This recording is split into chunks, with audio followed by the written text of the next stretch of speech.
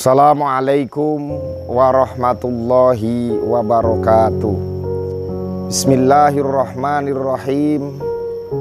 Alhamdulillah walhamdulillah summalhamdulillah.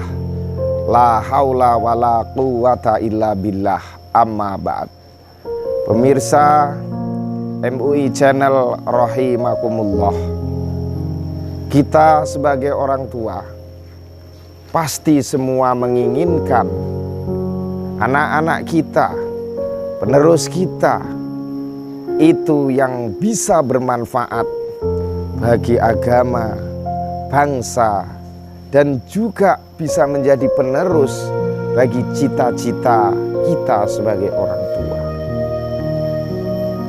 Oleh karena itu penting kita sebagai orang tua membimbing, mengarahkan anak-anak kita untuk menjadi seseorang yang berkarakter sesuai dengan ajaran Islam atau sesuai dengan isi-isi dalam kitab Al-Quran.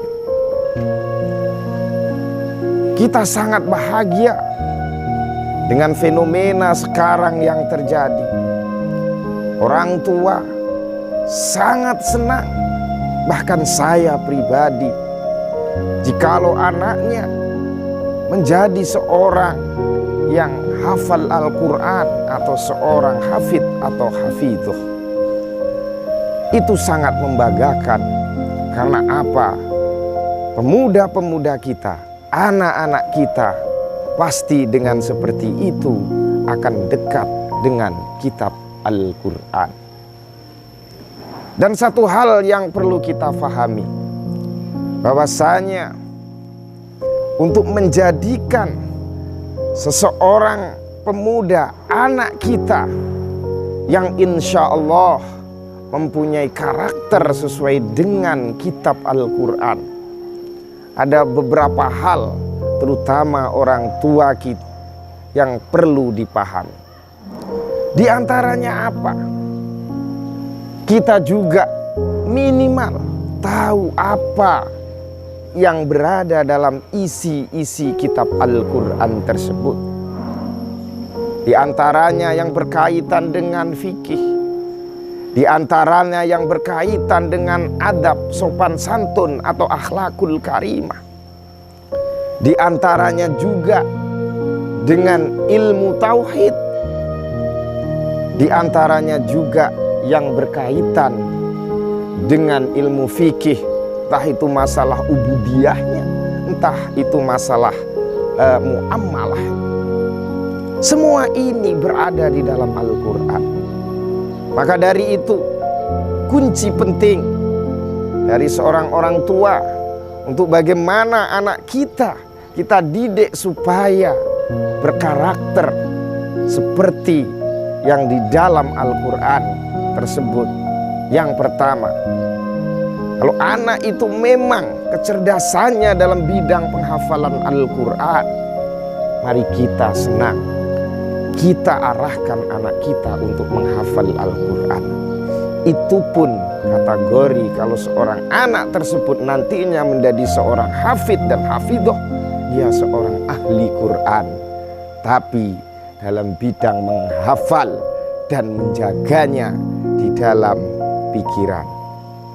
Yang kedua, kita ajarkan anak juga itu kepada seorang yang ahli fikih, hukum Islam. Karena apa? Ketika anak-anak kita memahami ilmu fikih, bagaimana sholat yang benar, bagaimana zakat yang benar, bagaimana bermuamalah yang benar, anak tersebut juga ahli Al-Quran, tapi dalam bidang ilmu fikih. Begitu juga anak kita ajarkan untuk mempelajari ilmu tauhid, untuk bagaimana mengenal sifat Allah, sifat wajib Allah, sifat mustahil Allah. Kita arahkan anak kita juga untuk belajar kepada para ulama, kepada para ustadz yang memahami ilmu tauhid. Karena apa? Orang yang benar-benar alil ilmu tauhid pada hakikatnya pun juga ahli Al-Quran, tapi ahli Al-Quran dalam bidang ilmu tauhid. Dan tidak kalah pentingnya kita ajarkan anak itu tentang tata krama, adab, akhlakul karimah. Karena ini adalah intisari dari sebuah ajaran. Kita ingat hadis Rasulullah Sallallahu Alaihi Wasallam, innama bu'istu lil utamima makarimal akhlak. Tidak akan ada gunanya anak kita seorang ahli ibadah. Tidak akan ada gunanya anak kita yang menghafal Al-Quran 1 juz sampai 30 juz, tapi adab tata keramanya itu tidak terjaga dan tidak tertanam di dalam hatinya. Bahkan saya ingat yai saya mengatakan, al-adab fauqal ilmi. Bahkan akhlak itu di atas daripada ilmu. Intinya apa? Akhlak itu segalanya. Seorang ustadz, seorang ulama yang ahli tentang bagaimana mengajarkan ilmu tata krama dengan kitab-kitab yang dikarangnya, atau mempelajari kitab-kitab tentang akhlakul karimah yang dikarang oleh para ulama-ulama salafus sholihin, itu pun juga ahli Al-Quran, tapi dalam bidang akhlakul karimah. Dan masih banyak yang lain juga kita ajarkan, kita arahkan anak-anak kita bagaimana bisa mengetahui per huruf, per ayat daripada asal usul kalimat tersebut. Yakni mereka harus kita bimbing, kita tahu, kita ajarkan untuk mempelajari ilmu alat, atau umumnya kita sebut dalam dunia pesantren, dunia akademik yang berkaitan dengan tata bahasa Arab, yakni ilmu nahwu shorof. Seorang ahli ilmu nahwu shorof yang bisa mengetahui asal usul kalimat. Kalimat ini dibaca au, kalimat ini artinya dari asal kata ini, artinya ini. Seperti contohnya kata Islam, itu dari asal aslama yuslimu islama, dari kata selamat ya, yang di situ bisa ditarik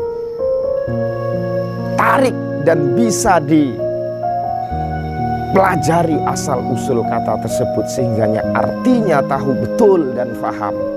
Itu pun juga orang ustadz, kiai, ulama yang mengajarkan ilmu tersebut juga seorang ahli Quran, tapi dalam bidang grammarnya, dalam bidang nahwu sorofnya. Karena apa? Itu tanpa nahwu sorof atau ilmu yang berkaitan dengan yang lainnya, akan susah kita tahu yang sebenarnya tentang arti Al-Quran. Karena apa? Bahasa Al-Quran itu sangatlah begitu indah. Bahasa Al-Quran kadang kita pun tidak bisa mencernanya. Tidak bisa kita hanya sekedar melihat sebuah terjemahan, tapi perlu komponen-komponen keilmuan yang ada untuk memahaminya. Sehingganya kita belajar Al-Quran itu benar-benar luas, benar-benar sempurna. Dan disitulah kita ajarkan kepada anak-anak kita, kepada pemuda-pemuda kita. Mereka pun akan berpikir dengan luas dan insya Allah menjadi pemuda yang berkarakter Al-Quran. Walaupun mungkin secara zahir kadang mereka hanya ahli dalam bidang ilmu fikihnya, dalam bidang ilmu tauhidnya, dan tidak membidangi dalam ilmu penghafalannya, dalam tahfidnya. Tapi anak pemuda ini juga salah satu dari ahli Al-Quran, mungkin dari segi hukum Islam. Mungkin itu sedikit yang dapat saya sampaikan.